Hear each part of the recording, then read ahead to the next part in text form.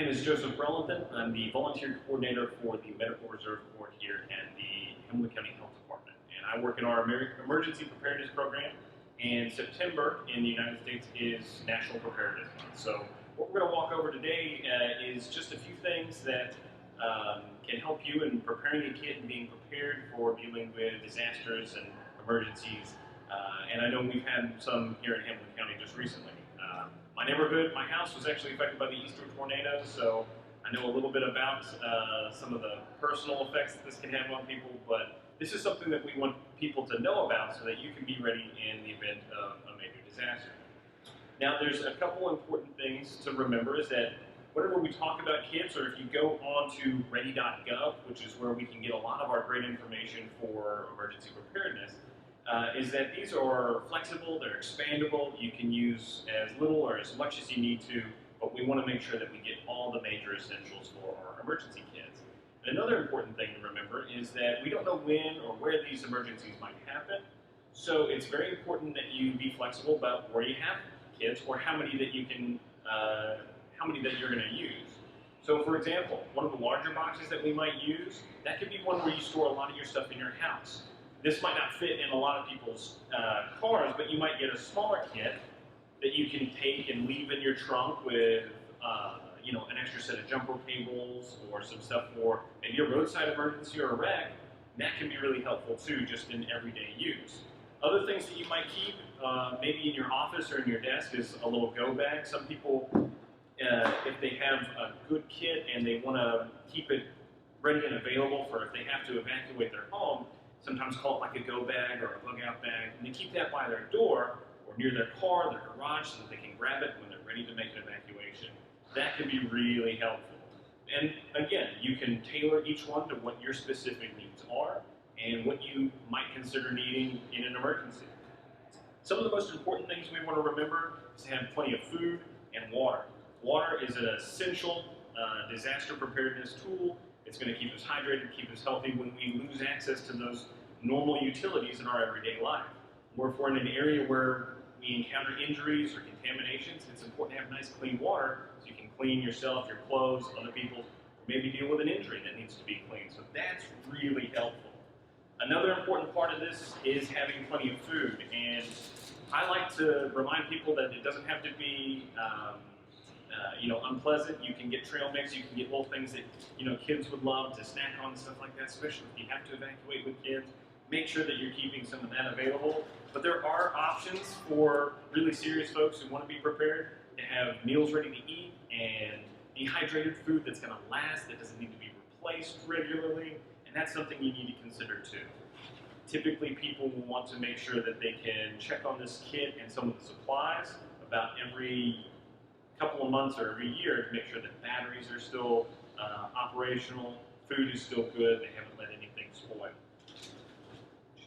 Batteries are another good tool to have. Same for flashlights and other portable electronic devices. Chargers for your phones. I know a lot of folks, if you're like my family, you have 3 or 4 or 5 extra chargers laying around, typically never where you want them, but if you can put a couple in those kits, that can be really helpful if you have to relocate. You get access to power to charge your phone or other devices.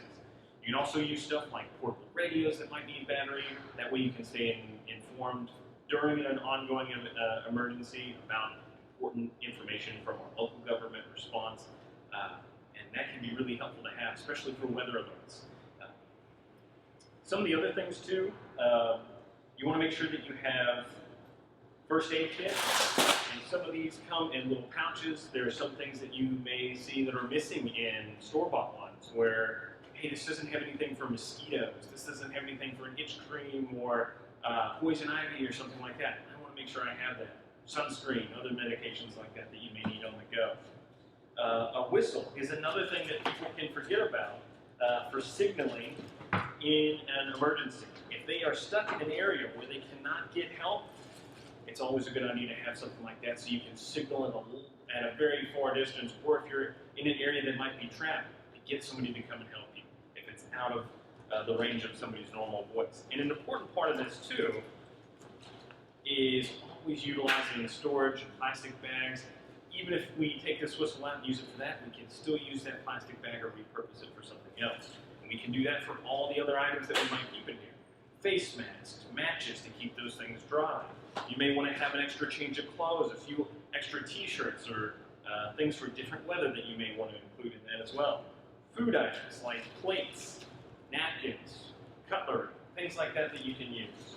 Another important thing for plastic bags is if you have copies or originals of important documents you want to make sure to get out of your house during an emergency. It could be a fire, a tornado. You don't want to lose those important documents like marriage license, birth certificates, diplomas and certificates, stuff like that. Things that cannot be replaced, and even pictures, things like that, family heirlooms. Another key thing to keep in mind too is if you have to work on things or deal with obstacles or things during an evacuation, you want to have a good set of tools with you. It may just be a small multi-tool, but it can be the difference in being able to open a can of food that you brought with you, or being able to get through an obstacle to help somebody out if you have the right tools with you. Can openers are a big thing too. If you're going to store canned food, make sure that if it doesn't have a pop top, you've always got a backup to be able to open that up. And then another important thing, and again, with our dependence on technology, we lose sight of direction finding, wayfinding, GPS. We rely on that a whole lot. You may want to print out maps of just your local area. In a tornado or an evacuation event, you may not be able to identify some of those street signs. And if GPS is down, it makes it really hard to navigate areas that you may not be familiar with. So always keep a printed copy of those. You can wrap those up in plastic as well. Lastly, one thing I always like to make sure that I mention is prepare your pets as well. This is something, a little list that you can go through for pet preparedness. Make sure that they are included in your emergency and evacuation kit. That way, when you've got to take them with you, if you have to relocate to a shelter or be on the road to get out of harm's way, you're not going to be leaving behind your pets and furry friends, even fish and everything like that. Have a backup plan for them, a way to store them safely, keep them comfortable, keep them safe, so that you guys can all evacuate together and not leave anybody behind. So these are just some of the important things to remember when you're building your kit. Be flexible, put it a little bit together at a time throughout the year. That way you know you've got it done, and hopefully you never have to use it. But when you need it, it'll be there waiting for you when you need it. Thank you so much.